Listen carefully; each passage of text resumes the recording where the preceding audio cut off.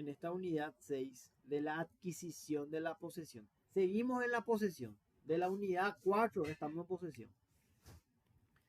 Vamos a ver cómo se puede adquirir posesión. Y para mí que esta unidad tuvo que dar primero, pero bueno.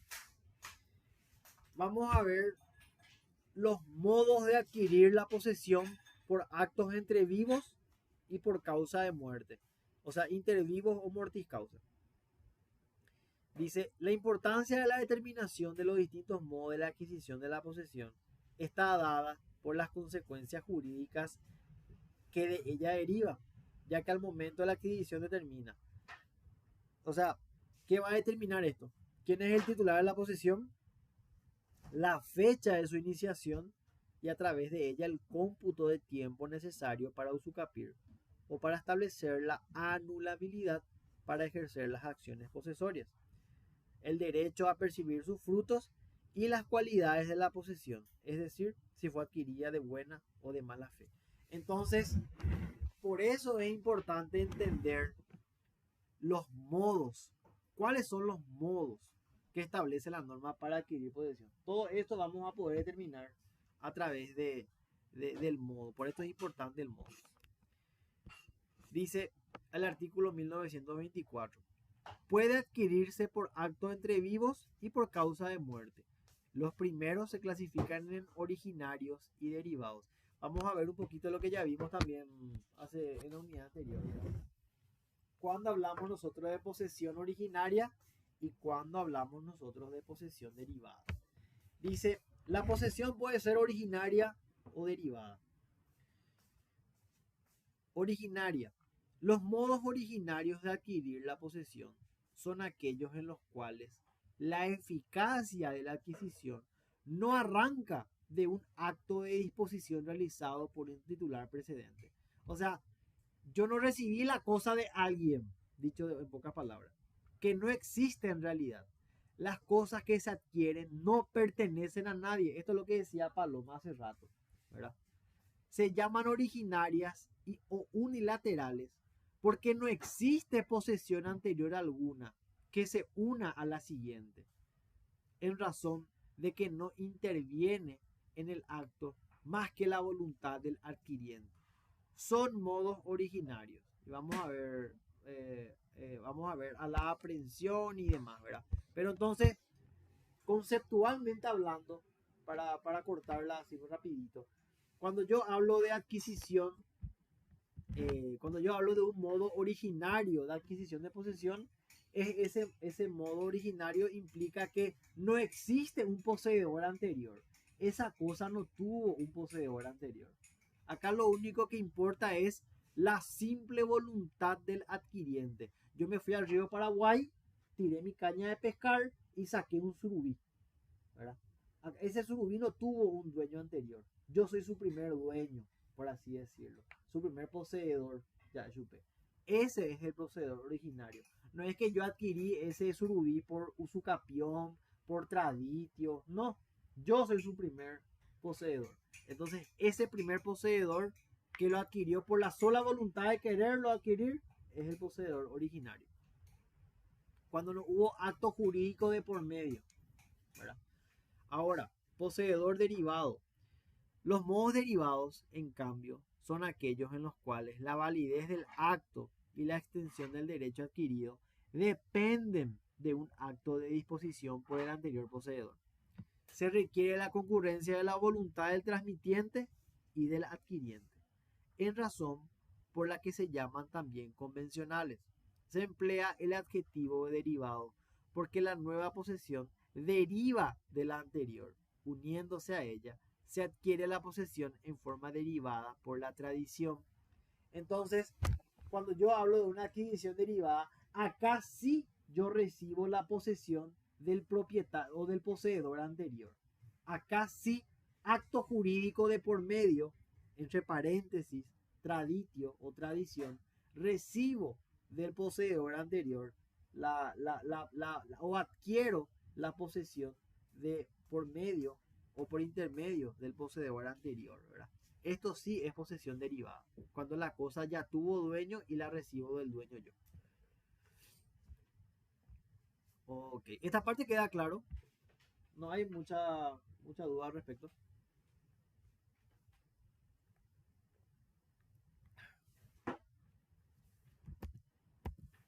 Se me escucha, Pico. Joa, Tania, José, no sé si me escuchan. Bueno, bueno. Súper bien. Ok. Súper bien. Esto es por actos intervivos. ¿Sí? Cuando hablamos de actos intervivos, la posesión puede ser originaria o derivada. Ahora vamos a ver por causa de muerte, o sea, mortis causa. La posesión adquirida por causa de muerte es siempre derivada.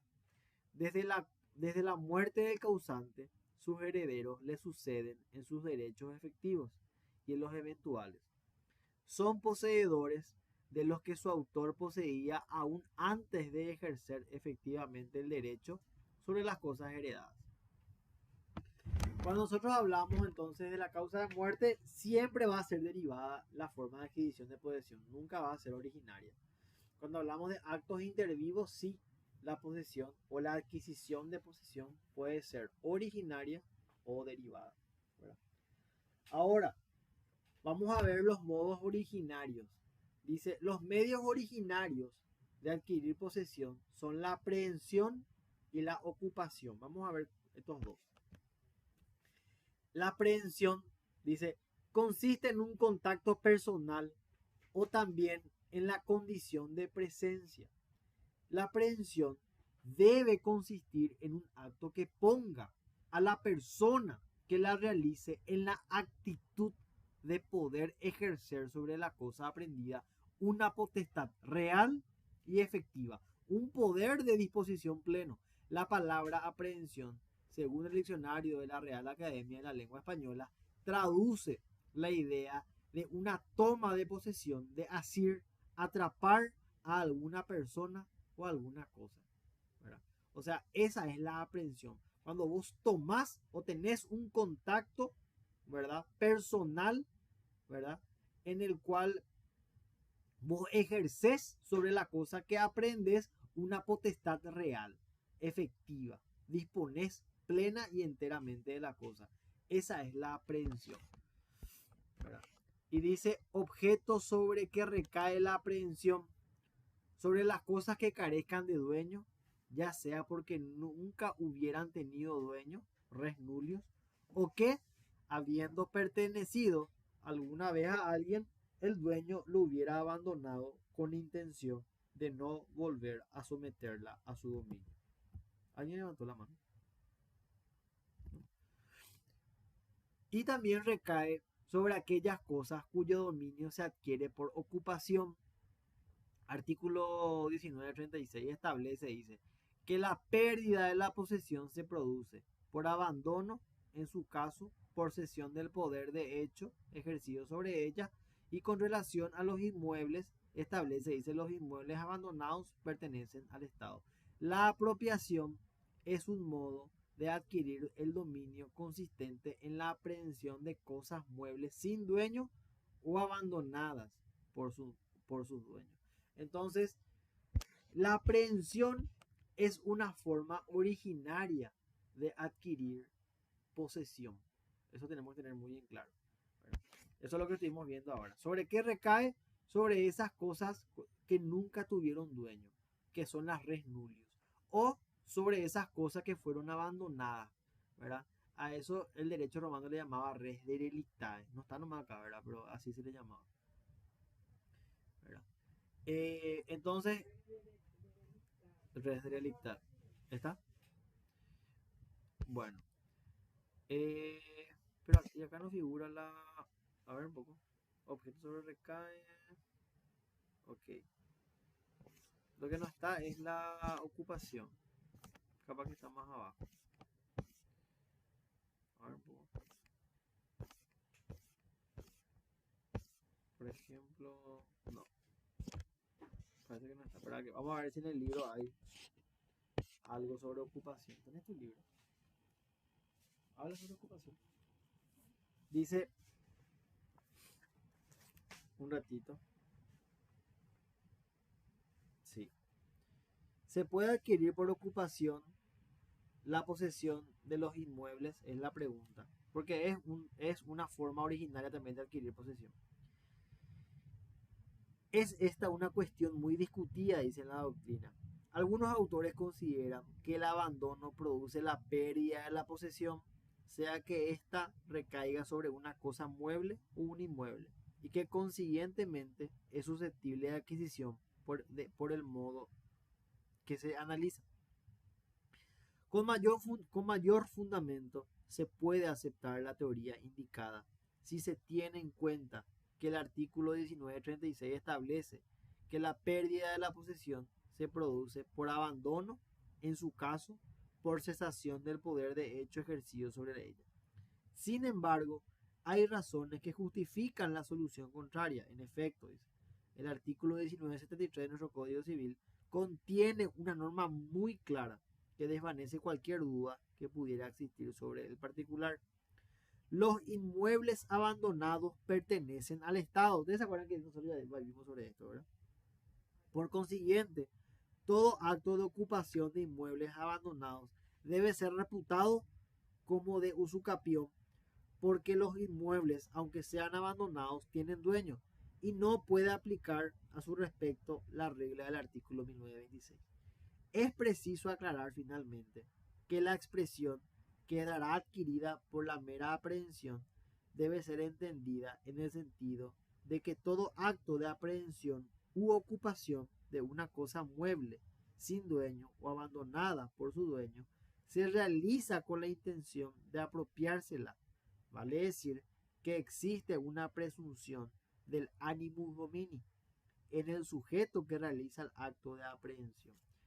Entonces, cuando yo hablo, y creo que estoy hablando de lo mismo, cuando yo hablo de aprehensión y de ocupación, aparentemente estoy hablando de lo mismo. ¿Vos tenés algo anotado sobre esto, Paloma? Sí, yo tengo que los originarios son la aprehensión que vos dijiste y la usucapión. Lo que no mencionaste es que la aprehensión tiene ciertos requisitos para que se Ya. Sí, eso está en la página 78. Creo que está. A ver un poco. No, derivado. Pero eso no está en el programa. No están los La requisitos. aprehensión No están en el programa los requisitos. dijo que tiene que carecer de dueño número 1 después que es de los 14 años. En el artículo, En el artículo desde los 14 2039. años tiene que tener capacidad de discernimiento, 1925. 1925. Ya, espérame que entonces. Aprehensión. Vamos, pues sí, requisitos para la aprehensión.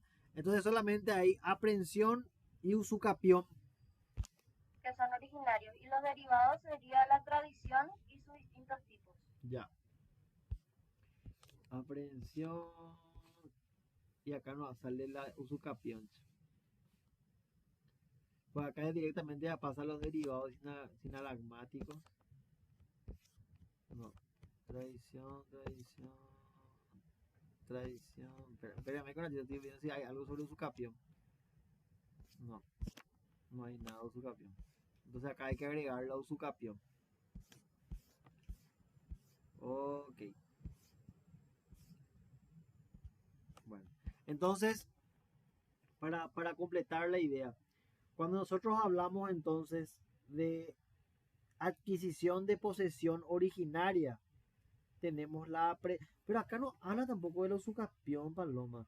Dice modos originarios, la aprehensión, objeto sobre recae. Después dice modos derivados o sinalagmáticos, otra vez. O sea, ahí no habla en ningún momento de la usucapión.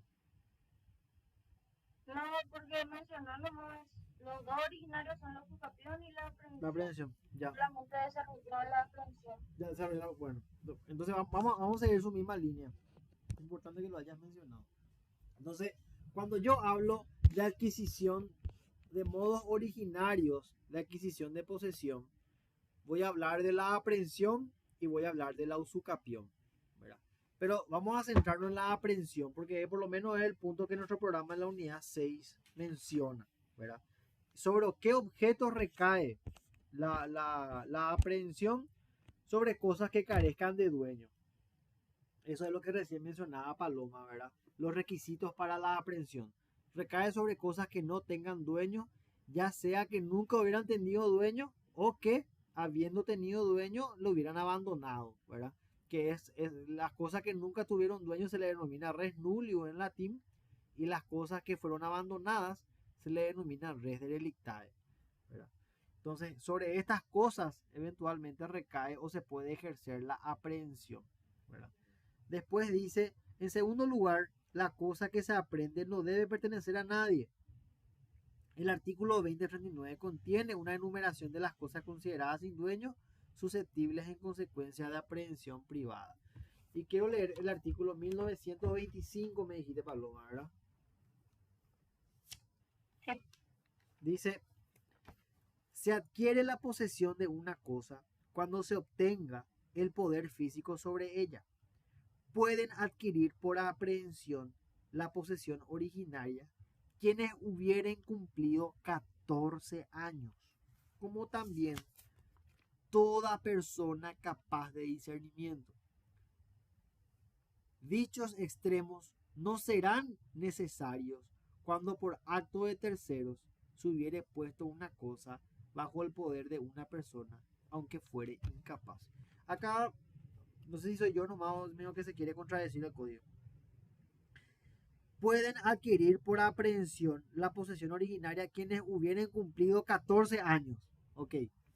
Como también toda persona capaz de discernimiento. O sea que si vos tenés menos de 14 años pero tenés discernimiento también podés adquirir. Eso es lo que yo Son entiendo. 3 requisitos en total. 14, carezca de dueño y discernimiento. Ok. Bueno. Entonces, los 3 requisitos para adquirir originariamente por aprehensión son tener 14 años, contar con discernimiento y que la cosa carezca de dueño. Vamos a poner eso acá. Voy a anotar eso.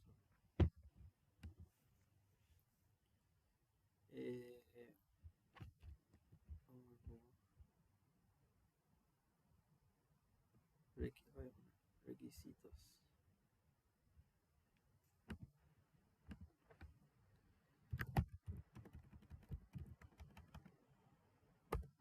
Aprehensión.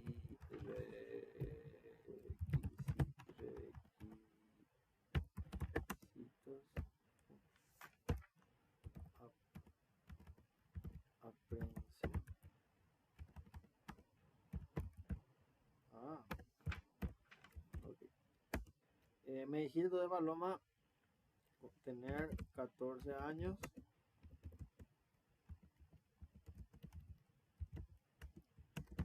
capacidad de discernimiento con eso.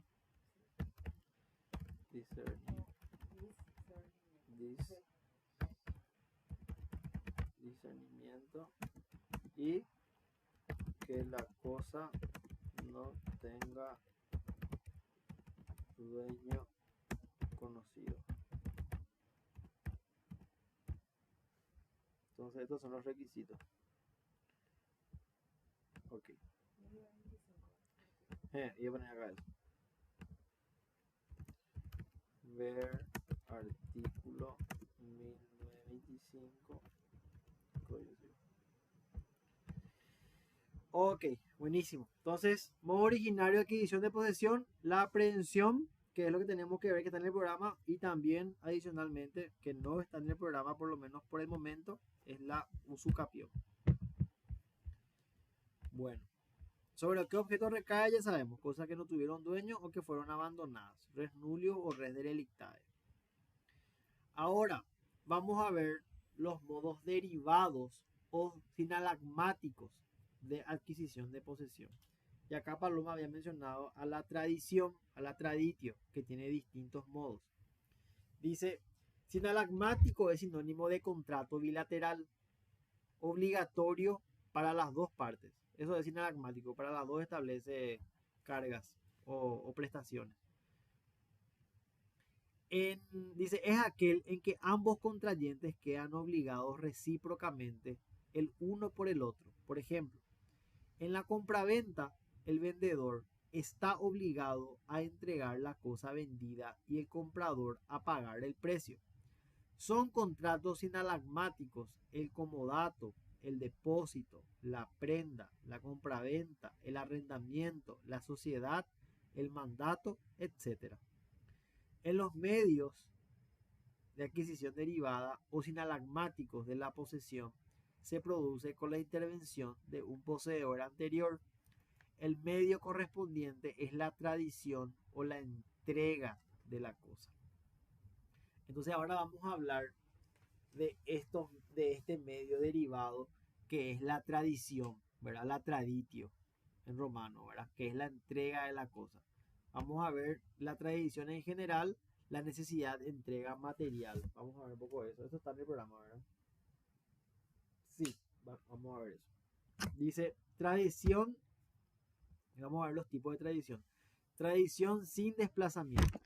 Dice, la tradición es el modo bilateral por excelencia de adquirir posesión y su elemento material es el desplazamiento de la cosa del poder del vendedor al del comprador. O sea, cuando yo convengo de mutuo acuerdo con Karen y le digo, mira, Karen, te doy mi celular por 500.000. Karen me da 500.000 y yo le doy el celular. Hay desplazamiento eventualmente de la cosa, ¿verdad? Esa es la tradición. El artículo 1927 establece, dice, la posesión se adquiere también por la tradición de la cosa. Habrá tradición cuando una de las partes entregue, o sea, yo cuando le entrego mi celular, voluntariamente una cosa y la otra recibe del mismo modo. Sobre la naturaleza jurídica de la tradición es discutida en la doctrina, pero de acuerdo a nuestro Código Civil, la tradición no es un contrato, sino un típico acto jurídico bilateral que produce consecuencias importantes, porque constituye uno de los medios de transmisión de posesión. Así lo establece el artículo 1927, que dice, la posesión se adquiere también por la tradición de la cosa, es decir, se requiere el cumplimiento de los actos materiales cuanto a la forma de la tradición. La tradición tiene el efecto de sustituir la persona del poseedor de la cosa. El adquiriente reemplaza al tradente en el señorío de la cosa. Se crea un vínculo de conexión entre la antigua posesión del tradente y la posesión nueva del adquiriente, en una suerte de sucesión de la posesión. Nuestro código establece con rigorismo, la necesidad de actos exteriores y materiales para que exista la tradición, de modo que el acuerdo de partes es en principio ineficaz si no interviene o verifica la entrega efectiva de la cosa. O sea, tiene que haber desplazamiento aparentemente. Así lo establece el artículo 1931. La sola declaración del tradente de darse por desposeído o de dar la posesión de la cosa al adquiriente no suplirá las formas autorizadas por este código para la tradición. No obstante, con respecto al tradente y al adquirente, la tradición producirá efectos jurídicos. Y este es el análisis de la norma. La declaración de haber transmitido y recibido respectivamente la posesión de una cosa tiene valor entre las partes, porque importa una confesión respecto de ellas, pero dicha declaración no puede oponerse a terceros en el caso que en la realidad la entrega no se hubiera realizado y estos terceros tuvieran interés en cuestionar dicha declaración. Por ejemplo, cuando alguien declara en un contrato o recibo haber vendido a otro una cosa mueble, como sería un televisor, pero sin embargo permanece en la posesión de dicho bien, aquellos terceros a la relación jurídica invocada pueden valerse de la posesión de la cosa mueble del supuesto vendedor para impugnar la veracidad del acto jurídico, por la inexistencia de la tradición de la posesión de la cosa, pudiendo invocar en este caso la posesión de la cosa mueble vale título. Se nota así en el ejemplo la importancia de la entrega material de la cosa dada en posesión por vía de la tradición. Entonces, podemos decir, en resumidas cuentas, que para que exista eventualmente esa transmisión de posesión, tiene que haber desplazamiento de la cosa, en principio por lo menos, seguramente puede cambiar ese concepto. Dice acá, la voluntad común de dar por parte del tradente y de recibir por parte del adquiriente. Dice, tampoco es aceptada la teoría de la dualidad de los actos jurídicos independientes, alegándose en contra que en la tradición actúa concordantemente la voluntad común de dar y de recibir. Claro, existe voluntad de ambas partes y también tiene que existir ese desplazamiento de las cosas. De eso es lo que nos está hablando nuestro código, por lo menos 1927.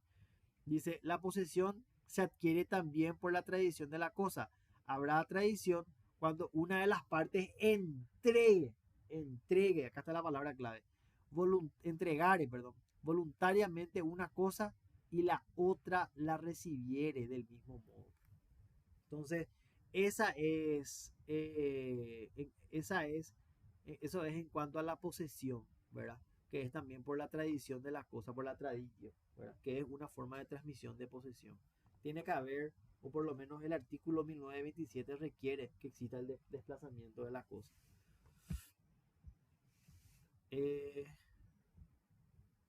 Entonces la traditio es una forma de adquisición derivada. Adquisición derivada era igual a que esa cosa tiene un dueño anterior. Vamos a ver un poco casos de tradición simbólica.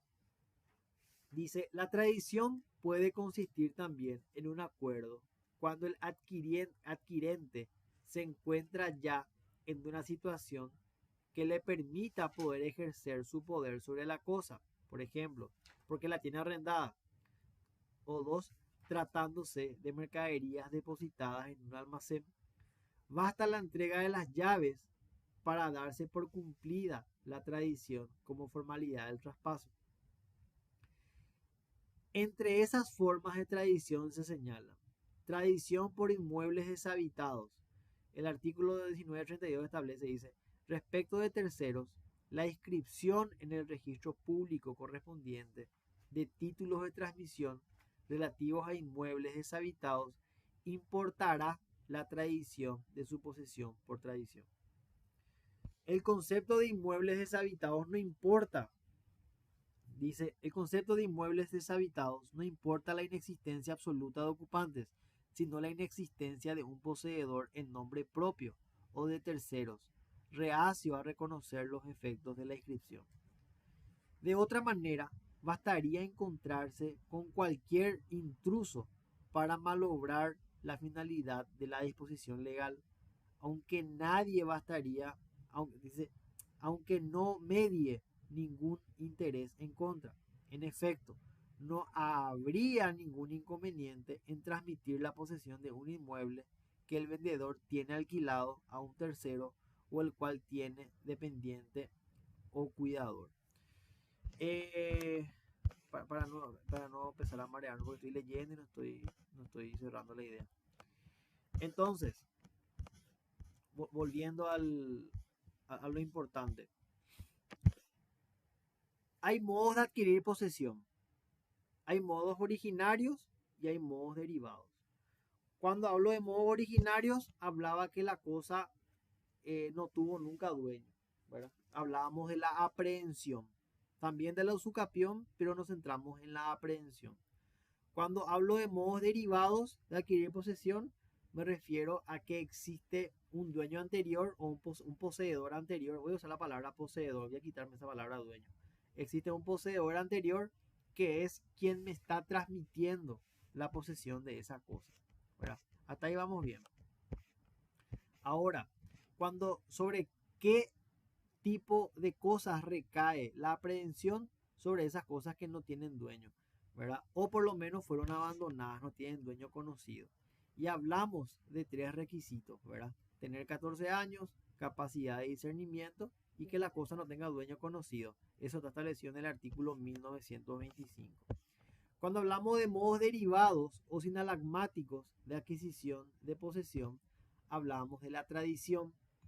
Y ahí, respecto a eso, decíamos que la tradición necesita o requiere del acuerdo de voluntad de las partes y del desplazamiento de la cosa. O sea, cuando yo convengo con alguien, te voy a vender mi celular, la persona me paga el monto del precio del celular, yo le entrego la cosa. Hay desplazamiento de la cosa a más de haber ese acuerdo de partes, ¿verdad? Ese consentimiento, ¿verdad? El acuerdo de ambas partes. Eso perfecciona a la tradición, ¿verdad? Cuando hablamos de tradición simbólica, hablamos, dice que acá lo que me empecé a leer, no desarrollé nada, ¿verdad? Caso de tradición simbólica, dice que puede consistir también en un acuerdo cuando el adquiriente se encuentra ya en situación que le permita poder ejercer el poder sobre la cosa, ¿verdad? Ya tiene el todo arrendado o tiene ya la mercadería en un almacén, ¿verdad? Basta que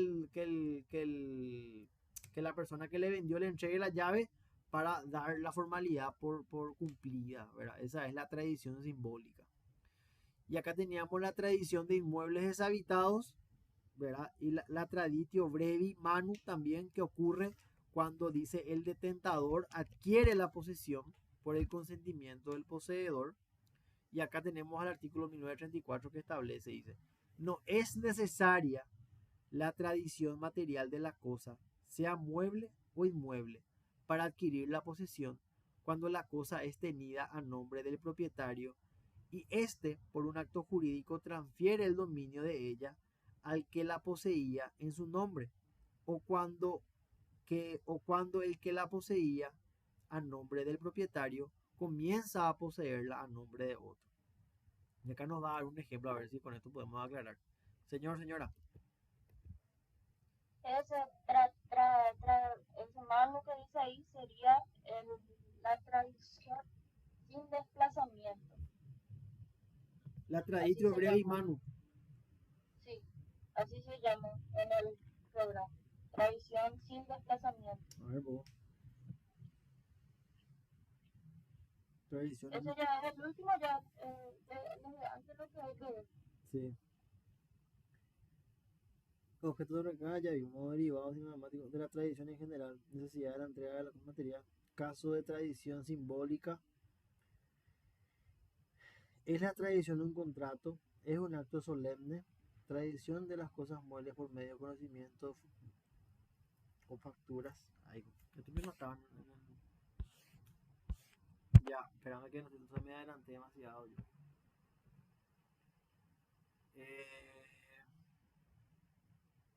Espérame que porque acá parece que el programa se chupó algo. O sea, el resumen. Bueno, vamos a ordenar entonces. Diversas formas de tradición. Ok, vamos a ver entonces las diversas formas de tradición. Son 4. La tradición simbólica, la traditio longa manu, la traditio brevi manu y el constituto posesorio. Esos 4 vamos a ver. No sé si acá están los 4 casos. No, pero no están los 4. 3 nomás.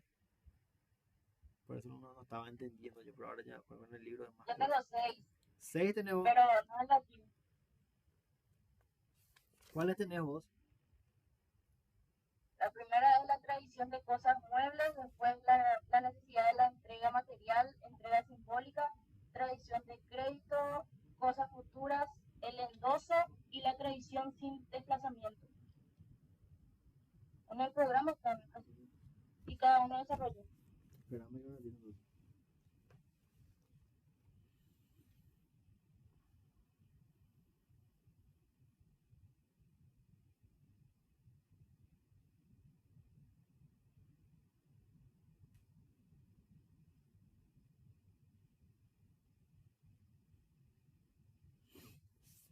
Ya.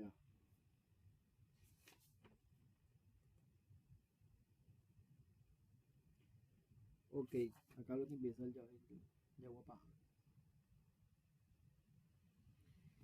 Diversas formas de tradición. Necesidad de la entrega material. La tradición tiene el efecto de sustituir la persona al poseedor de la cosa. Eso ya sabemos.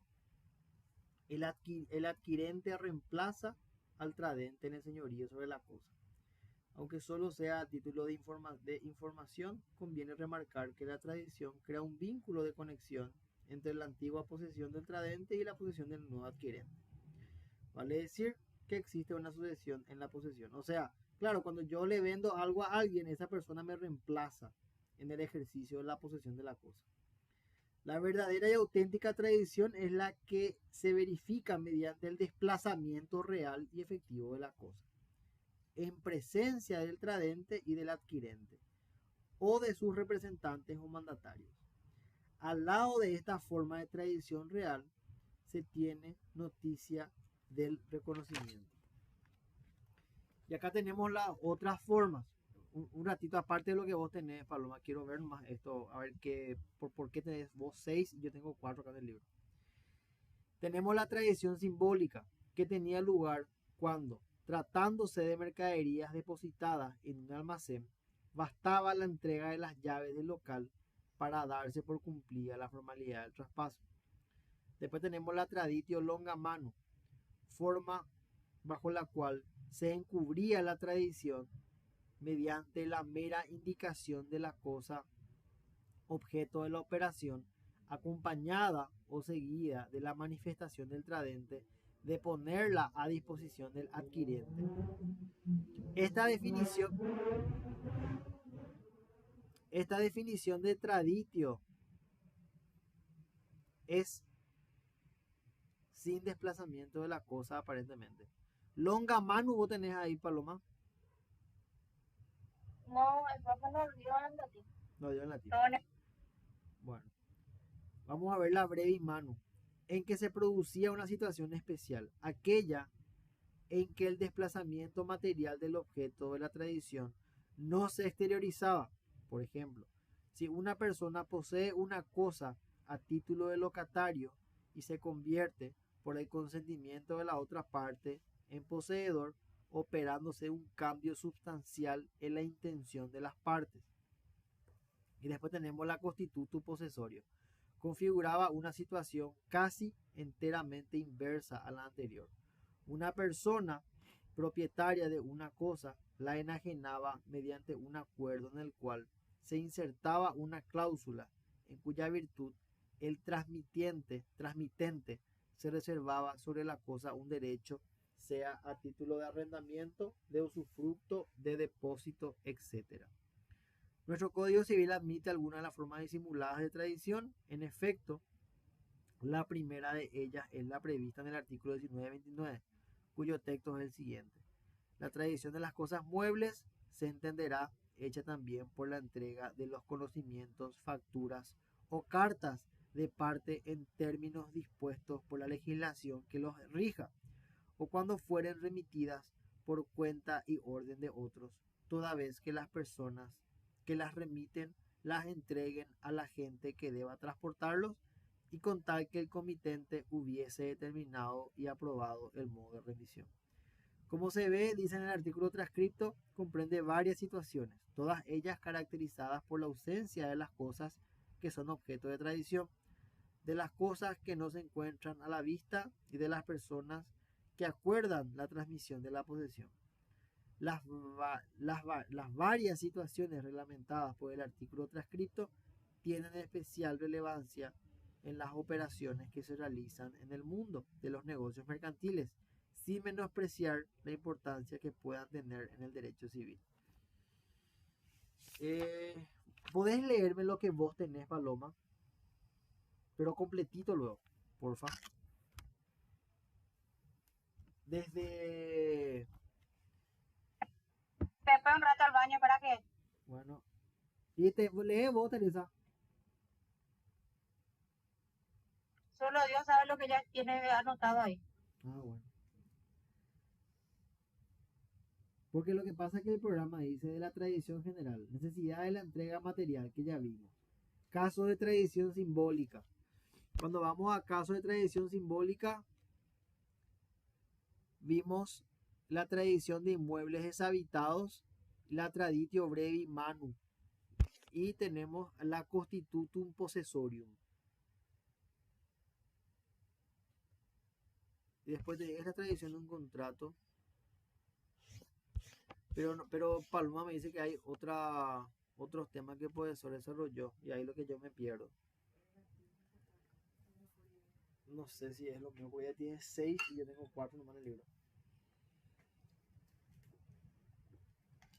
¿Qué libro usa Paloma?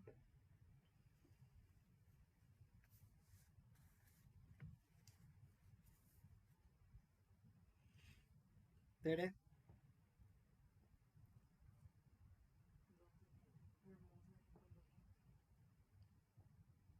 Bueno, espera que un ratito, vamos a esperar que venga Paloma.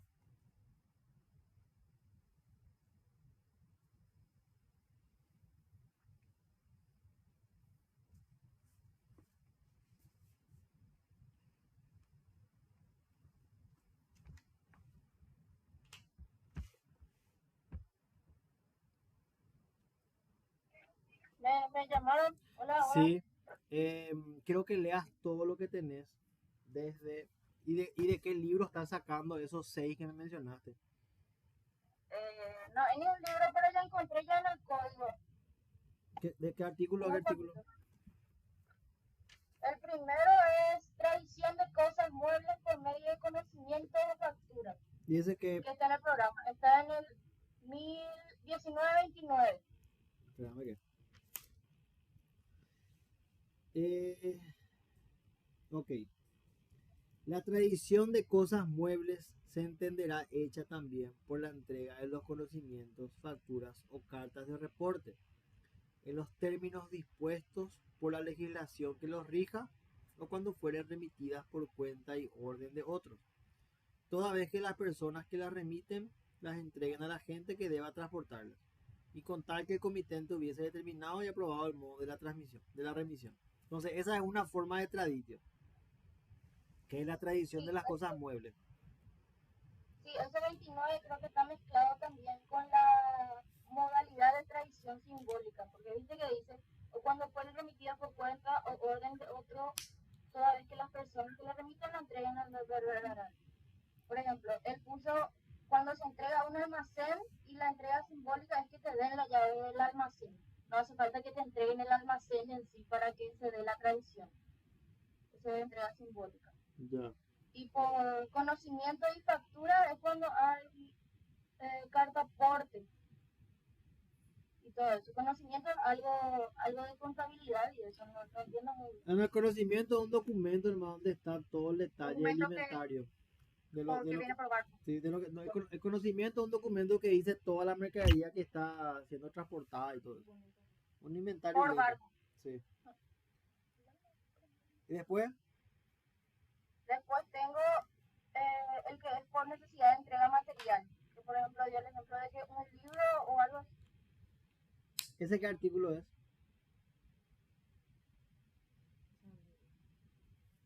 Dice, si se tratare de cosas muebles que deben separarse de los inmuebles, como arenas, piedras, maderas o frutos pendientes, la tradición se reputará hecha desde la primera extracción efectuada con permiso del poseedor del inmueble. Ajá. La tradición quedará hecha aunque no esté presente la persona a quien se la hace, si el actual poseedor entrega la cosa a un tercero designado por el adquiriente o la pone en un lugar donde esté a la exclusiva disposición de este. Eh, ok, un jatín.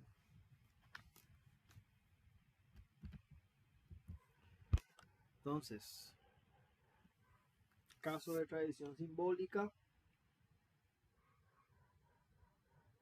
Ok. Necesidad de la entrega material. La tradición puede consistir en el acuerdo cuando se encuentre ya en una situación en que le permita ejercer sobre el porque la tiene en el no se me caería depositar en el almacén. Ok, hay casos entonces en donde no es necesaria, o en donde no se realiza propiamente dicha la entrega de la cosa como tal, ¿verdad? Así como decía Paloma, cuando yo compro un almacén, no es que me entregan el almacén entero, ¿verdad? Con entregarme las llaves del almacén, ya se da simbólicamente a través de esas llaves el traspaso, ¿verdad? De la cosa y se perfecciona la tradición, ¿verdad? Esa es una forma de tradición simbólica, ¿verdad? Lo mismo pasa con los inmuebles que son arrendados, ¿verdad? Cuando te entregan la llave, ya te están entregando cuando yo me voy a comprar, a alquilar un departamento, ¿verdad? No me dan el departamento, me entregan la llave del departamento para que yo tome posesión de ese departamento. Entonces, eso es un caso de tradición simbólica, ¿verdad? Después tenemos la tradición de muebles deshabitados, ¿verdad? Que dice la inscripción en el registro público corresponde de título de transmisión relativos a inmuebles deshabitados, dice importará la tradición de su posesión por tradición. Este es otro caso de tradición, ¿verdad? De muebles deshabitados. Y el tercero, que es la traditio brevi manu, ocurre, dice, cuando el detentador, o sea, cuando el que quiere poseer, adquiere la posesión por el consentimiento del poseedor. Por ejemplo, cuando el arrendatario que tenía la cosa en su poder se la compra al arrendador en cuyo nombre venía poseyendo. Esto ocurre muchas veces cuando yo estoy alquilando una casa y le digo, ¿sabes qué? Te voy a comprar nomás ya. Yo ya estaba poseyendo la casa. Entonces efectuás la traditio ya estando vos en posesión de la cosa. No es necesaria la tradición material de la cosa, sea mueble o inmueble, para adquirir la posesión, cuando la cosa es tenida a nombre del propietario y éste, por un acto jurídico, transfiere el dominio de ella al que la poseía en su nombre, o cuando el que la poseía a nombre del propietario comienza a poseerla a nombre de otro. Dice así, por ejemplo, cuando el inquilino adquiere la casa que alquila y sigue teniéndola en su poder en carácter de propietario, o cuando el propietario vende a un tercero la casa alquilada a otro y este último sigue poseyéndola, o sea, el inquilino, para ese tercero. O sea, puede ocurrir en dos maneras. Yo le alquilo la casa a Karen y yo directamente le compro ya la casa a Karen, pero yo ya estoy poseyendo la casa. O Karen vende la casa que yo le estoy alquilando y yo poseo la casa, ¿verdad? Que era de Karen, pero que ahora va a ser del nuevo dueño. Puede darse en distintas formas la traditio brevi manu, ¿verdad?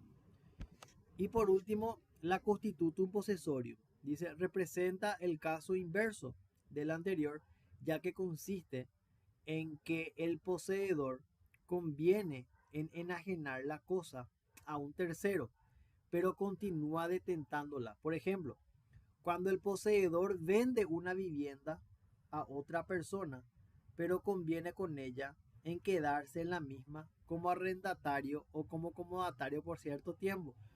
Esto puede pasar también, claro. Yo tengo una casa, ¿verdad?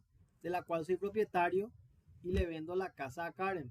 Y le digo, Karen, yo te vendo mi casa, pero te voy a alquilar la casa, o sea, me vas a alquilar la casa que yo te voy a vender. O sea, yo te vendí la casa a vos y, no obstante, en un acto seguido, yo te alquilo la casa que yo mismo te vendí. O sea, yo alquilo esa misma casa a vos, que vos sos la nueva propietaria de la casa. Puede darse ese caso. Ese es el caso del constitutum possessorio, ¿verdad? El Código Civil no contempla, dice expresamente, este instituto en el cual, transmitiendo la propiedad de la cosa a su dueño precedente, se torna poseedor en nombre del adquiriente, por ejemplo, a título de locatario. En este caso, tampoco es necesaria la entrega material de la cosa para adquirir la posesión, pero como nuestro código no contempla expresamente la figura, debe surgir necesariamente de los términos del contrato de transferencia que así constituye la nueva posesión. En este caso, el que constituye en otro la posesión mediata continúa poseyendo la cosa como inmediato. Claro, yo era el antiguo propietario, Suazo le vende la casa a Karen y en ese acto de venderle la casa a Karen llega a un acuerdo que la casa vendida de Suazo a Karen nuevamente va a ser alquilada por Suazo a favor de Karen. Entonces Suazo continúa viviendo en la casa que le vendió a Karen. ¿Verdad? Esa es la constitutum possessorium. Paso de ser poseedor mediato a ser un poseedor inmediato. Ok, ya sé que esa parte fue súper argel, pero existen diversas formas de tradición. Entonces por eso es que nos trancamos mucho ahí. ¿Es la tradición un contrato? Es la siguiente pregunta del programa. Dice, ya hemos dicho que la tradición no es un contrato, sino es un típico acto jurídico bilateral que produce consecuencias jurídicas importantes. Entonces, la traditio o la tradición no es un contrato, sino que es un acto jurídico sinalagmático, o sea, un acto jurídico bilateral. Es un acto solemne. La tradición constituye un elemento formal de los llamados contratos reales, caracterizados como los que se perfeccionan y producen efectos solo después que se verifique la entrega real y efectiva de la cosa que constituye su objeto, y por ello mismo es calificable como acto solemne, o sea, sí es un acto solemne, por cuanto se halla supeditada a la forma que la ley exige para su constitución, porque es parte esencial para la existencia jurídica, es decir, para su validez y eficacia. Entonces, ¿es un contrato? No, es un acto jurídico bilateral. ¿Es un acto solemne? Sí, porque necesita que se cumpla con la formalidad que exige este contrato real, que es el de la entrega de la cosa. Ok. Después, tradición de cosas muebles por medio de conocimiento o entrega de facturas. Ya creo que acá vamos a hablar de lo que mencionaba hace un ratito Paloma. Dice, ¿eh? Seguramente, no sé. Dice, el artículo 1929 establece, la tradición de cosas muebles se entenderá hecha también por la entrega de los conocimientos, facturas o cartas de porte en los términos dispuestos por la legislación que los rija. O sea, muchas veces entregar la factura también ya es una forma de tradición. Cuando hablamos de factura o conocimiento o cartas de porte, estamos conocimiento, un documento, y esta es la gente que trabaja en transporte de mercadería, vas a ver, ¿verdad? Sí, el conocimiento es un documento donde está detallado todo lo que se está transportando, el origen, el destino, por qué medio, quién está transportando y el valor de lo que se transporta y cosas así, ¿verdad? Ese es el conocimiento, es un documento. La factura lo mismo, ¿verdad? Entonces, también puede haber tradición o puede haber adquisición de posesión derivada, ¿verdad? Por tradición de una cosa mueble por conocimiento o factura. Que el conocimiento es un documento que acredita la entrega de mercadería o los efectos de transporte de ella por agua y puede ser redactada nominalmente, dice, es decir, a nombre de determinada persona o a la orden o al portador. La posesión del conocimiento acredita la posesión o la entrega de la mercadería. Y la factura es el documento que se otorga con motivo de la venta de mercadería. Contiene el detalle de ellas y el precio. Constituye el título para reclamar su entrega material, siendo esta la razón por la que la tradición se juzga hecha mediante su entrega. O sea, yo con la sola factura puedo reclamar la entrega de las cosas, porque es el documento que acredita la existencia de esa tradición, de esa tradición.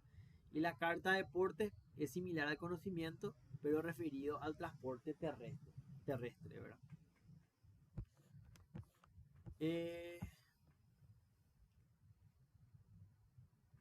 Después vamos a hablar del endoso. Perdón. Tradición de instrumentos de crédito y de cosas futuras. Dice, la tradición de los instrumentos de crédito se verifica por la entrega material del instrumento sin perjuicio de la forma propia de transmitir los derechos contenidos en tales instrumentos, que prueben serlo por vía de la cesión de derechos, el endoso o la simple entrega del instrumento de crédito. La tradición de las cosas futuras, es decir, de aquellas que han de ser posteriormente separadas de un inmueble, como la madera, frutos pendientes, etc. En estos casos, se adquiere la posesión cuando se separa del inmueble y se comienza a sacarlas del mismo. En relación a eso, el artículo 1930 dice, si se tratare de cosas muebles, que deban separarse de los inmuebles, como arena, piedras, madera o frutos pendientes, la tradición se reputará hecha desde la primera extracción efectuada con permiso del poseedor del inmueble. Se designa con la expresión de cosas no individualizadas a aquellas que al tiempo de la contratación se hallaban confundidas con otras de la misma especie. La posesión de las mismas se adquiere una vez que sean determinadas, después que fuesen contadas, pesadas, medidas, según los casos. Entonces, también se puede efectuar tradición o transmisión de derechos de posesión de cosas futuras y también de instrumentos de crédito, ¿verdad? Eso es lo que es lo importante saber de todo esto, ¿verdad? Y por último le tenemos al endoso.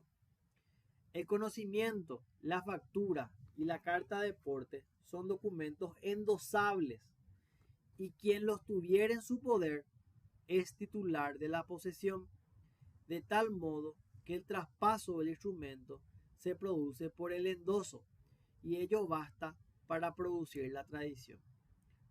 Con relación a los títulos al portador, basta la simple entrega del documento. Si los instrumentos no fueren ni endosables ni al portador, entonces la vía para su transmisión es la cesión de derechos con la notificación del deudor y la aceptación de esto. O sea, el endoso también, la factura se puede endosar. Al entregarle ya tiene un efecto si está el nombre de la persona. Y yo puedo endosar una factura. Eso es lo que yo no sé si una factura pero es endosable. Según acá sí. El conocimiento de la factura y la carta de aporte son documentos endosables. Yo no conozco ningún caso donde una factura se endosó porque es como si fuera que te das tu nombre y vos decís que pasa mi nombre. Claro. El cheque sí. Es un tema, el cheque sí, pero es un cambio de nombre. Pero esto es un tema por lo que yo quiero preguntar al profesor, el endoso. ¿Verdad? Vamos a ver seguramente en la clase de mañana. Y por último tenemos a la tradición sin desplazamiento. Dice, no es una parodia. No se entrega la cosa porque ya está en poder de quien lo va a recibir. Puede ser de dos formas. Traditio brevi manu y constitutum possessorio, que es lo que vimos. Brevi manu se da cuando el inquilino compra la casa que anteriormente alquilaba y el constituto posesorio se da de lo contrario. El propietario vende la casa a una persona pero sigue ocupándola esta vez como inquilino. Entonces existe la tradición sin desplazamiento en estos dos casos, ¿verdad? En el caso de la factura, quien no tuviera en su poder tiene titular de posesión, o sea, quien acepta tu nombre. ¿Cómo es? Explicamos.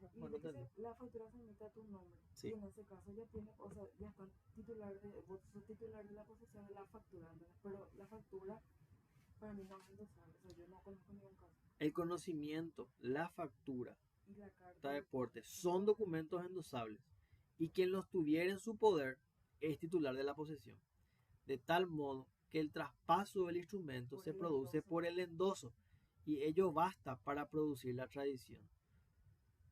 O sea, con endoso como el cheque. yo puedo endosar entonces una factura y transmitir la posesión de la cosa endosando la factura. Eso es lo que dice acá, ¿verdad? No conozco ningún caso, pero es importante saber que eso existe. Bueno, ok. Vamos a un poco a ver lo importante de esta unidad. Yo creo que se habrán dormido todos ya, porque estoy leyendo cosas larguísimas. Bueno, lo importante de esta unidad. Pues acá casi hay cosas importantes. Modo de adquirir posesión. Originarios y derivados, decíamos que eran. Los originarios, cuando la cosa no tuvo poseedor anterior, vos sos el primer poseedor conocido. Y derivado, cuando vos recibís o cuando vos adquirís la posesión del anterior poseedor. Esas son dos formas de adquisición de posesión, originaria y derivada. ¿Podemos decir de derivadas que es un acto de transmisión de posesión? Sí, claro, porque vos recibís la posesión de alguien más.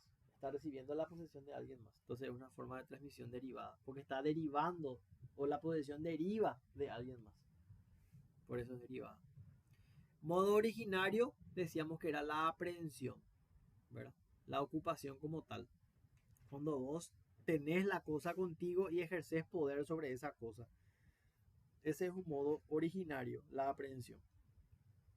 ¿Cómo o cuáles son los requisitos para ejercer la aprehensión?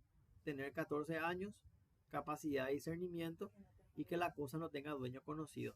Esto está establecido en el artículo 1925 del Código Civil. ¿Sobre qué objetos recae? Como recién decíamos, res nullius o res derelictae, o sea, cosa que nunca tuvo dueño o cosa que fue abandonada por el dueño anterior, sin interés en el, la cosa que no pertenece a nadie. Exactamente. Cuando hablamos de modos derivados o sinalagmáticos, hablamos de la tradición, ¿verdad? La traditio, ¿verdad? Que es un modo derivado de adquisición de posesión, en donde por la simple entrega de la cosa, previo acuerdo a ambas partes, se perfecciona este acto jurídico, ¿verdad? Esa es la tradición para hablarlo en cortas y en pocas palabras. Existen casos en donde no se da propiamente la entrega de la cosa, sino que simbólicamente se da la entrega de algo como símbolo de entrega de la cosa, ¿verdad? Cuando yo compro un depósito de mercadería, no es que me entregan todo el depósito, me entregan las llaves y con eso se simboliza la entrega del depósito. Cuando yo voy a alquilar, voy a arrendar un departamento, me entregan las llaves del departamento simbolizando la toma de posesión de ese departamento, ¿verdad? Eso más que nada en caso de tradición simbólica, ¿verdad? ¿La tradición es un contrato? No, no es un contrato, es un acto jurídico bilateral. ¿Es un acto solemne? Sí, porque requiere el cumplimiento de las formalidades, ¿verdad? Señor, señora.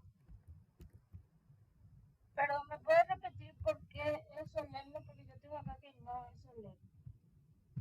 Acá Es un dice, acto jurídico nomás. y es un acto jurídico.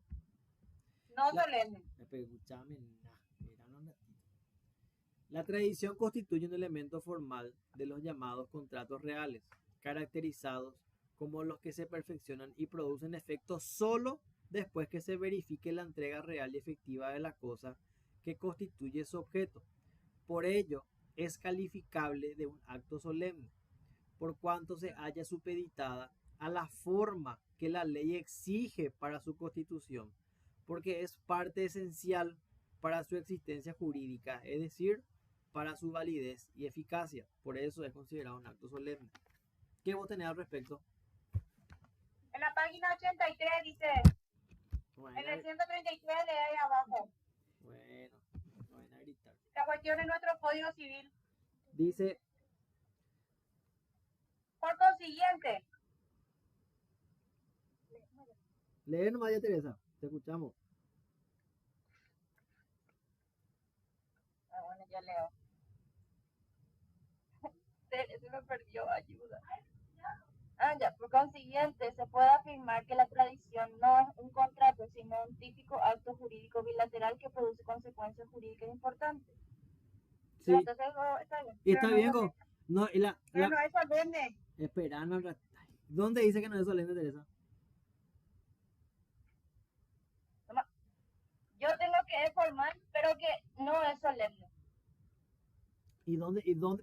¿De dónde quitaste que no es solemne?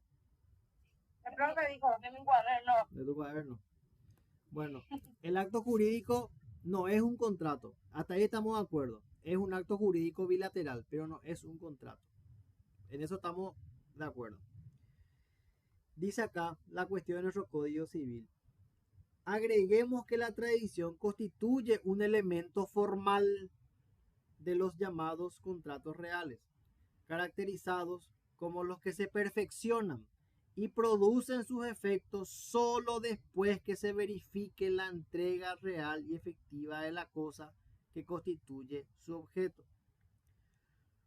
La tradición requiere de una forma, Y esos son los actos solemnes. Tiene una formalidad. Por eso se considera como acto solemne. Esto está en el libro de este señor Hermosa, en la página 83. ¿Verdad? Igualmente, voy a anotar acá para preguntarle al profesor por qué él considera que no es un acto solemne. Yo tenía dos cositas también. Página Aparte. 83. El libro de Blas Hermosa. Ver conducente. ¿Qué otro libro vos tenés, Pablo? Di Martino. ¿Y ahí qué dice al respecto? En este libro lo que hace es analizar cada artículo, no es que tiene teoría.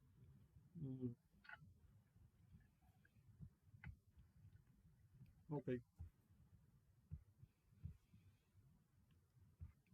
Bueno.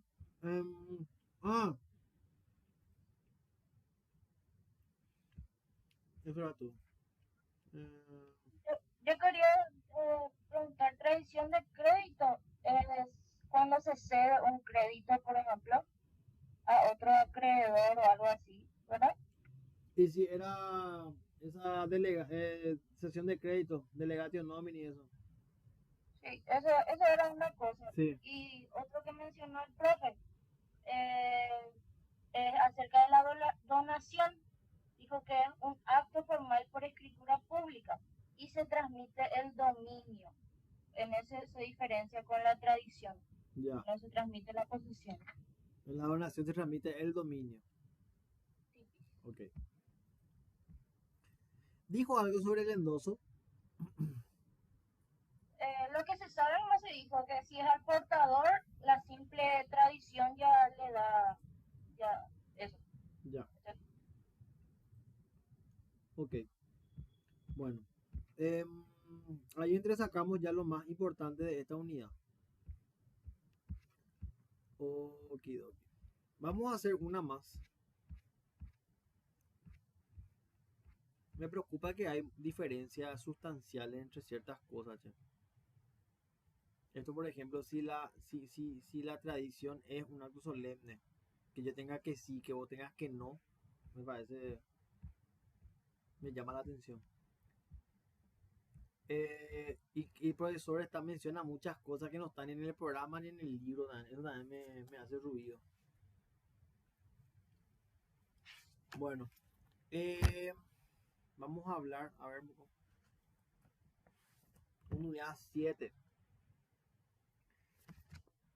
Conservación y pérdida de la posesión, dice. Requisitos exigidos en los sistemas de Savigny y, ¿cómo era? Yering para la conservación de la posesión. Vamos a ver eso. Conservación de la posesión. Dice, la adquisición de la posesión requiere la concurrencia de dos elementos. Esto creo que era según Savigny. El corpus y el animus domini. Si alguno de ellos falta, no hay posesión. Señora, señor.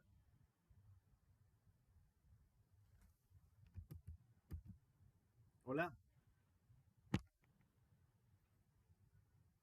Sí. Yoa dice que no te olvides de grabar. No, estoy grabando. ¿Dónde me quedé? Ok. Distinto es cuando se trata de conservar la posesión que ya había sido adquirida. No es necesario que ambos elementos estén reunidos, sino que la posesión pueda ser conservada solo con el ánimo. De esto deriva las siguientes consecuencias. Que para conservar la posesión no es necesario estar siempre en contacto material con la cosa o ejercer permanentemente actos posesorios sobre, sino que es suficiente con la intención o ánimo de conservarla. De lo contrario, estaríamos obligados, como el caracol, de llevar siempre la casa encima. La posesión que conserva no se pierde y la posesión que no se conserva se pierde. El artículo 1936 expresa, dice, se juzga que la posesión continúa mientras no ocurra un hecho que cause su pérdida. Esta se producirá, dice. Esto conlleva a la idea de que la posesión se conserva mientras no se produzca un hecho que cause su pérdida. En consecuencia, para conservar la posesión, no es exigible ni necesario que la persona esté permanentemente concentrando su pensamiento en la cosa poseída. Al contrario, la ley presume que la voluntad de poseer continúa mientras no ocurra un hecho externo que cause su pérdida. O sea, lo que nos quiere decir es eso, ¿verdad? Que no hace falta que continuamente estemos poseyendo físicamente la cosa para que exista posesión. Basta con querer poseerla. Eso es lo único necesario, ¿verdad? Esto responde al sistema adoptado en nuestro Código Civil, como se vio, responde a la teoría sobre la posesión de Jhering, para quien la posesión se resuelve en base a pautas diferentes a las que propugnara Savigny, para quien la posesión exige el concurso de dos elementos, que son el corpus y el animus. La posesión se conservaría mientras estos dos elementos se mantuvieran reunidos, perdiéndose la posesión cuando cualquiera de esos elementos desaparece, y con mayor razón ambos. O sea, acá hay dos teorías, hay dos posiciones. Para Savigny o para Savigny, como quieran llamarle, posesión es corpus más animus, y para Jhering es solamente el ánimo de poseer, ¿verdad? No requiere la posesión continua del cuerpo, sino el ánimo de poseer. Ese que dijimos ya, el corpus es el de Jhering, solamente que él le cambia el concepto, el mismo que ya hablamos. Sí. O sea, para Jhering, entonces lo importante es querer poseer o tener el cuerpo.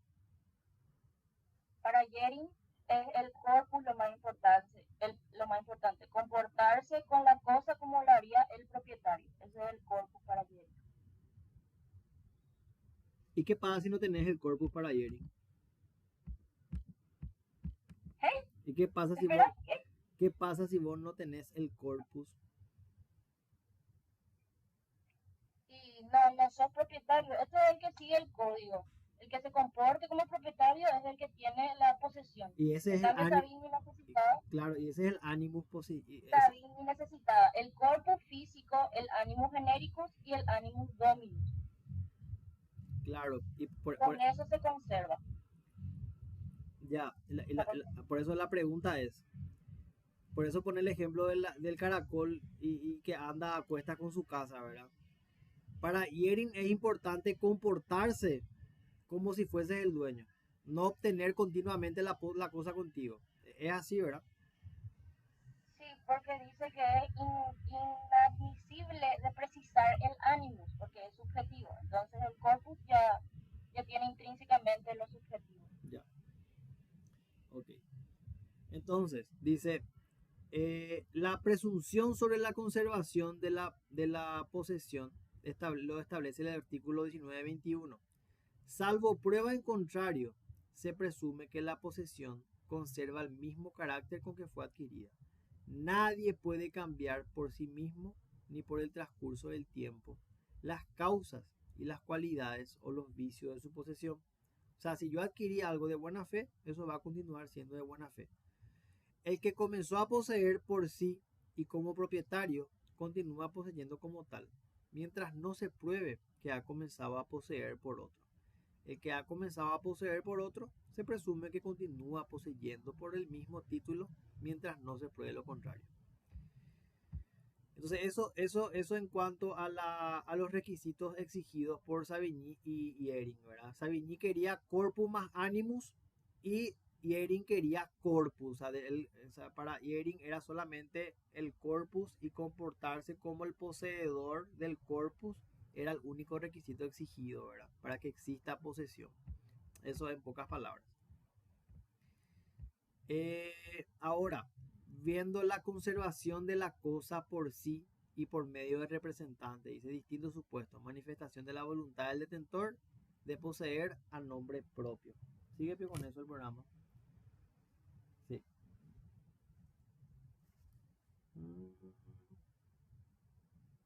Conservación de la cosa por sí por medio de representantes. Distintos supuestos en nombre propio.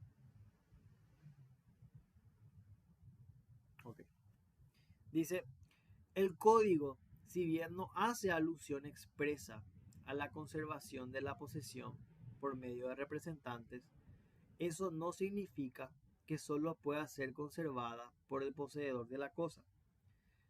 Tal el caso de la locación, cuando el locatario resulta ser representante del locador, pudiendo incluso el locatario subalquilar el inmueble a terceros sin decirles que su posesión es derivada o inmediata, como representante del locador.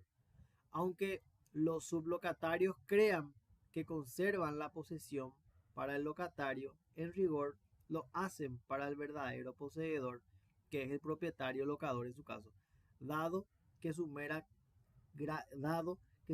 creencia es inoperante.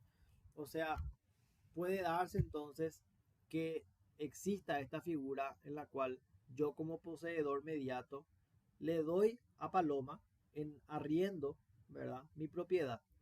Y Paloma es la locataria, que a su vez es mi representante, entonces lo que hace es subalquila mi propiedad a una tercera persona.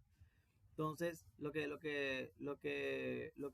dice este punto es que puede darse la conservación de la cosa por sí o por medio de representantes, en este caso Paloma, por ejemplo, puede darse este supuesto en el que ella le subarrienda a un tercero, ¿verdad? En donde no hace falta. Señora. Sí, el profe explicó más fácil. Conservación por sí es cuando sos persona física y tienes que tener 14 años y ser capaz y todo eso. Otra cosa es por su representante, cuando sos persona jurídica, que es a través de sus representantes que vos ejercer la posición conforme a los estatutos sociales. Y otras personas que pueden ejercer la posesión son, por ejemplo, los interdictos y los inhabilitados mediante sus curadores y los menores mediante los tutores. Eso es todo lo que digo. Ya, ok. Entonces pueden darse hechos así, en donde la posesión puede darse por uno mismo, ¿verdad? O por medio de representantes, ¿verdad? Que en este caso, así como decía Paloma, puede ser por medio de los tutores, ¿verdad? O los curadores, que son en caso de que se da la posesión por medio de sus representantes, ¿verdad? Y por sí sería, ¿en qué caso sería por sí? Cuando vos mismo tenés la cosa, ¿verdad? Sí, con los requisitos que ya mencionamos. Ya, buenísimo. Bueno, ahora vamos a ver la pérdida de la posesión, formas en que se produce. Dice, el principio general es que la posesión que se extingue, el principio general es que la posesión que se extingue es reemplazada por otra que nace, lo que no significa que no haya situaciones en las cuales una persona pueda perder la posesión sin que otra adquiera. Las formas de perder la posesión están contenidas en la normativa, en el artículo 1936, que expresa: se juzga que la posesión sobre la cosa continúa mientras no ocurra un hecho que cause su pérdida. Y acá vemos la distinta, vamos a leer por el artículo a ver si está así como está en el resumen, 1936. Voy a leer del código, debería estar igual que en el resumen. Dice, se juzga que la posesión sobre la cosa continúa mientras no ocurra un hecho que cause su pérdida. Esta se producirá cuando la cosa hubiere sido puesta fuera del comercio, se pierde, es el primer caso, ¿verdad?, que se pierde la posesión. Segundo caso, por abandono o en su caso por cesación del poder de hecho ejercido sobre ella. La interrupción ocasionada por impedimento transitorio no produce efecto. C, por pérdida o extravío, sin posibilidad de encontrarla. No se perderá mientras se conserve en el lugar en que fue colocada por el poseedor o sus descendientes, aunque, aunque no se recuerde dónde se la dejó, sea en la casa o en la heredad propia o ajena. Por especificación, siempre que el autor de ella adquiera el dominio, y por desposesión, sea del poseedor mediato o del inmediato, cuando transcurriere un año sin que éstos ejerzan actos de posesión o sin turbar la del usurpador. Entonces, en estos casos, en estos 5 casos, es cuando vemos que existen pérdida de la posesión, ¿verdad? Cuando la cosa que se posee está fuera del comercio, cuando se abandona la cosa, cuando se pierde o se extravía la cosa por especificación y por desposesión. Estos son los 5 casos en los cuales existe pérdida de la posesión. Sí.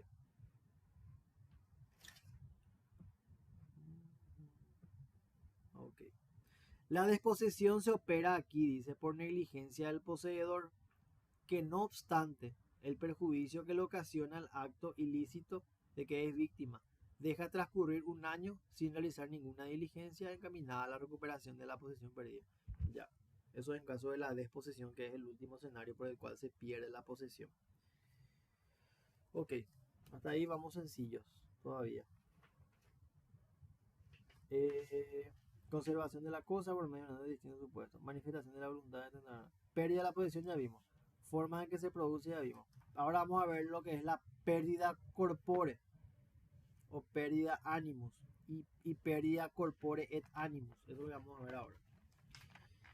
Cuando hablamos de pérdida corpore, es la pérdida, dice corpus. La posesión se pierde por falta del corpus. En todos los casos en que el poseedor se halla en la imposibilidad de disponer físicamente de la cosa, en tanto esta imposibilidad sea definitiva y no transitoria, de modo que su intención no resulta suficiente para conservar la posesión. Esto ocurre en los siguientes casos.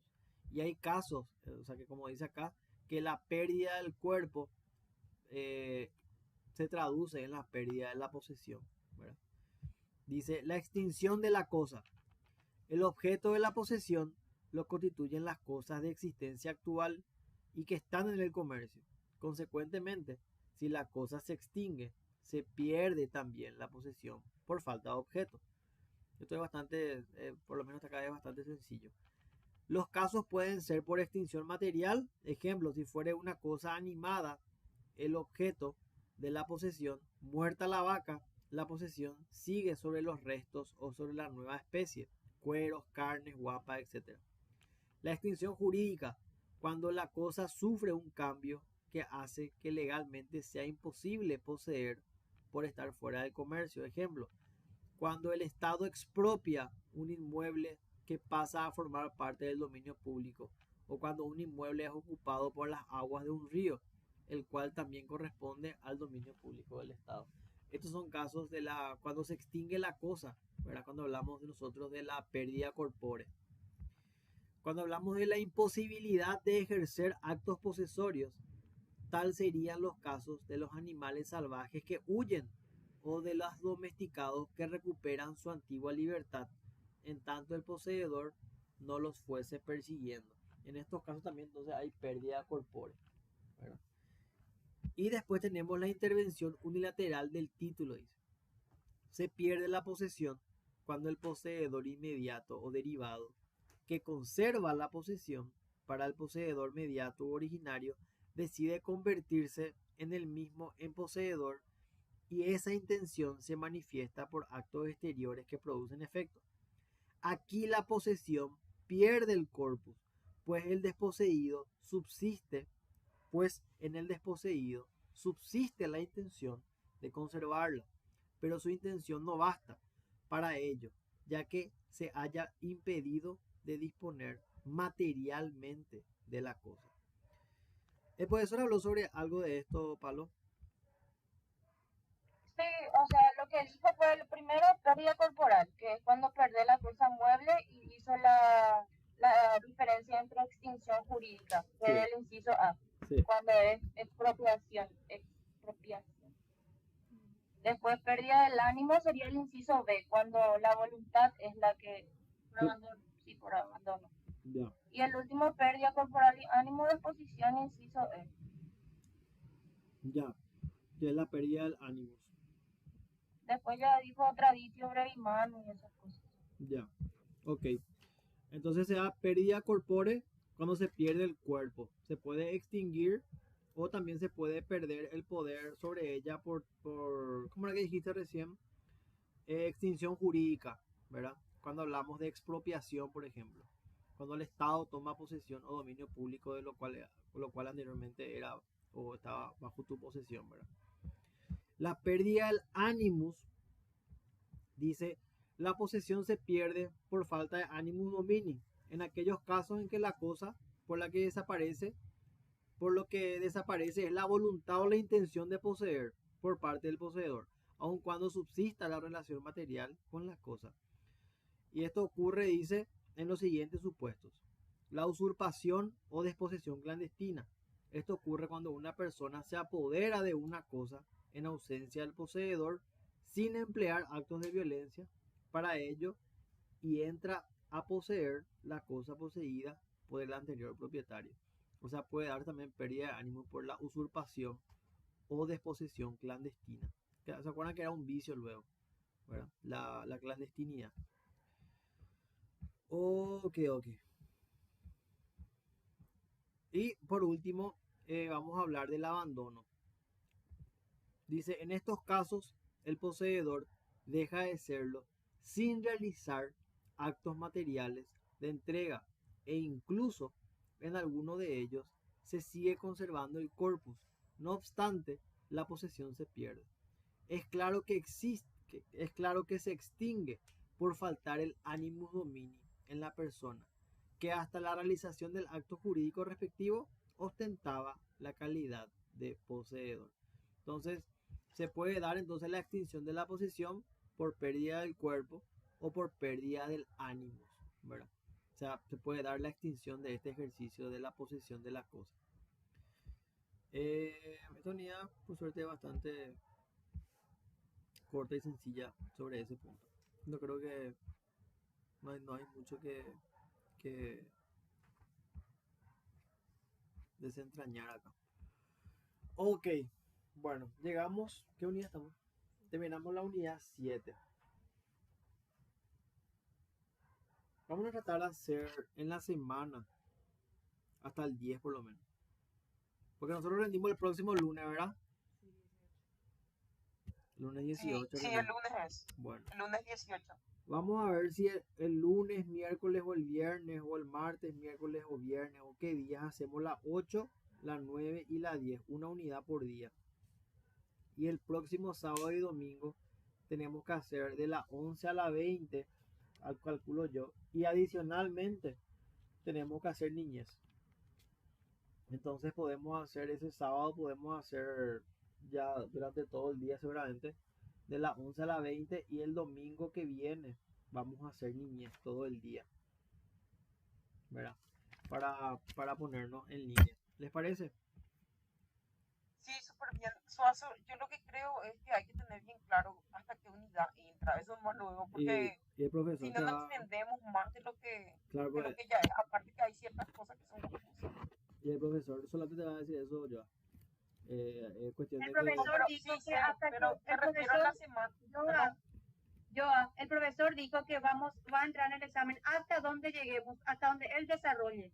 Que él calcula que va a ser hasta las 20. Eso O sea que esta entiendo. semana tenemos el lunes y el miércoles tenemos clase con él. El miércoles vamos a saber hasta dónde va a entrar. No, yo me refiero a todos los profesores, no solamente a él. A todos. Y no, cada profesor es diferente. Ah, ya.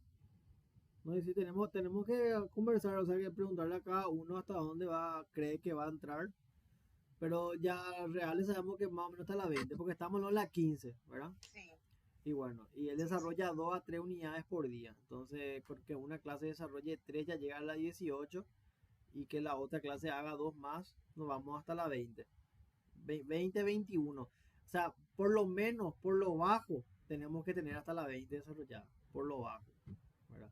Y sé que las unidades de hoy no desarrollamos bien, no están así perfectamente desarrolladas. Hay cosas que quedaron ahí medio en duda y hay puntos de repente medio confusos, ¿verdad? Pero por lo menos mientras tengamos la generalidad, ya nos sirve para por lo menos estar y tener algún dato sobre la unidad, ¿verdad?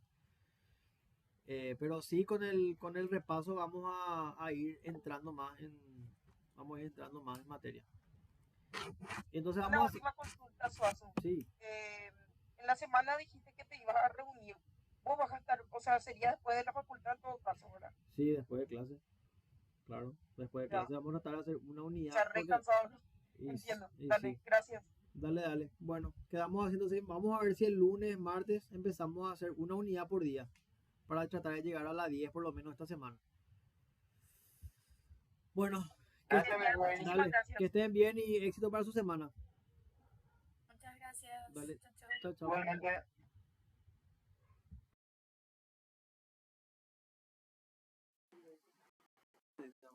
La unidad 6, adquisición y pérdida.